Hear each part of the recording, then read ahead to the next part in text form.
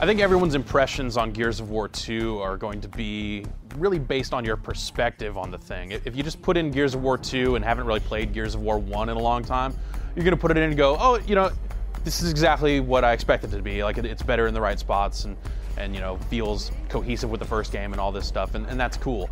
It's only when you go back and actually try to replay Gears of War 1 and kind of look at kind of how that game looked and the pacing of that game's story mode, you're like, wow, they really spent some time on Gears of War 2 and really got a lot of stuff right in more dramatic ways than you first expect. Probably the number one way that they get those things better in the sequel is visually. The graphics in Gears of War 2 are markedly better than the first game. You just see a lot more detail on stuff. Everything from just like the heinous looking scar on Marcus's face to all the different environments. You get a lot of different colors. You know, you're going underground and seeing, you know, mushrooms and kind of bright glowing stuff and a lot of really interesting things underground, but then topside you get to see some cool stuff as well. So that variety really goes a long way to keeping Gears of War 2 really interesting to look at from start to finish. The gameplay has also been improved. You'll find some new moves in there like chainsaw duels. They'll put the chainsaws together and you gotta mash on the B button to win. It's, you know, it's pretty simple, but in multiplayer it's kind of nice because while you're tied up in that chainsaw duel, someone else can just walk up and do you real rotten, which, you know, is a pretty good way to stop people. You'll also find some new weapons in there, such as a flamethrower. The game also has heavy weapons like a mortar cannon that you can kind of drop down and rain down death from above. There's also a chain gun that you can kind of mount on cover and turn the little crank and he'll shoot it and you just lay waste to dudes. You'll also find new moves such as the ability to take hostages. You kind of pick up guys and use them as meat shields, the game calls it, and you'll kind of walk around with a guy in front of you and walk around with a pistol. It pretty much makes you invincible until that guy takes so many bullets that he's not really useful anymore and you have to drop him and kind of continue on. There's also a shield that you can find and pick up and use kind of in the same way, but you can actually plant the shield in the ground and hide behind it like it was standard cover. This lets you kind of take some cover with you. Of course, all of this comes at like a reduced movement speed, so it's not always ideal to use or overpowered or anything like that, but it's a pretty cool addition that gives you more options as you play. I think probably one of the most surprising things about Gears of War 2 was its story. They attempt to play an emotional card because Dom, Marcus's kind of partner in crime, is looking for his wife, so that he's kind of flipping back and forth between wondering whatever happened to his wife and where his wife is, and just wanting to kick as much Locust ass as he possibly can. Damn it!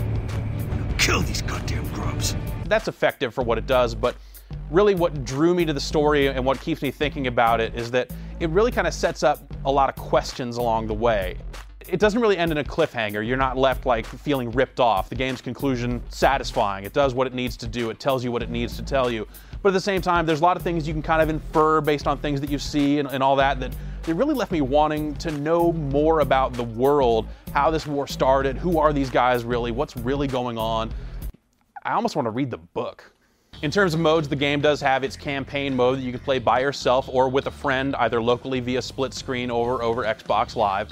The interesting, neat twist here is that you can both play on different difficulty settings. So if you're playing with someone who doesn't play a lot of games, but you play a ton of games, you can play on a harder mode, they can play on an easier one, and you can kind of both still have a good time as you go through. In addition to that, there's also another cooperative mode called Horde, and this mode lets 5 players join together and take on waves of enemies on the game's multiplayer maps.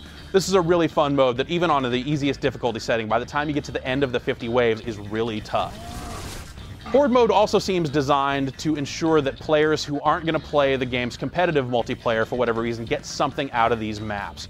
Let's face it, Gears of War 1 eventually became overrun with people who were really, really good at the game. So I might not play a ton of the competitive multiplayer, and it's great to see that Horde is there to ensure that I can still get something out of it with a group of other players. Of course, if you are a big fan of the competitive multiplayer, and it is very good, it's back and has a lot of the same modes that you'd expect to see from the game. Things like Warzone and Execution are there. Wingman is a lot of fun. It breaks the teams up into teams of 2, so you can go 2v2, v2, v2, v2. And that really forces some more intense cooperation because you only have one other player with you. You kind of have to stick by that player to make sure that you're both going to make it out alive. There's also a capture the flag mode where you have to capture, in what in this case is a stranded human, and drag him over to a capture point to kind of capture the meat flag and win. It's kind of funny because the stranded human is actually armed with a shotgun, and you have to take him down first before you can pick him up. If you don't, he just shoots you, and it's kind of weird to get gunned down by a flag. Wow! Oh, hell yeah! The raised player limit lets 10 players play at a time in 5-on-5 matchups, and this is handy because a lot of the new maps seem designed for that larger player cap. There's also 5 of the old maps from Gears 1 that you can get via a download code that's in the box with the game. This seems like it was solely done to prevent people from going out and buying used copies of the game, so consider that if you're thinking about not buying it new. Yeah, eat that! So there's a lot to Gears of War 2, and it seems like it's designed to ensure that anyone who enjoyed any particular aspect of the original Gears of War will find something to love here. For me, it's probably the pacing of the campaign and the variety of the things that you do. It's broken up nicely with some really intense, really cool vehicle sequences. You get to see a lot of different terrain, and somewhere in the middle of the game, there's something that I took to be a pretty awesome homage to the final level of Contra.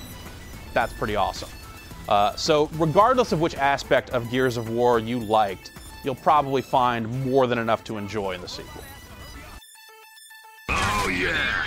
Oh yeah!